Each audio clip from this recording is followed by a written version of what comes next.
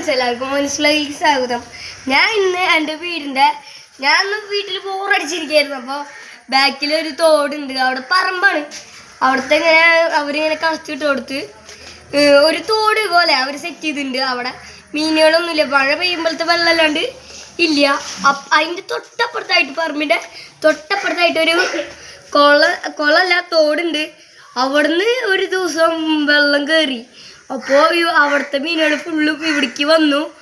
അപ്പോൾ ഇന്ന് ഞാൻ വിചാരിച്ചു ഉണ്ടാവില്ല, അല്ല വെറുതെ ഇട്ട് നോക്കി കുറച്ചു നേരം കഴിഞ്ഞപ്പോൾ കുറേ മീനുകൾ ചെറപ്പറന്ന് അടിച്ചു.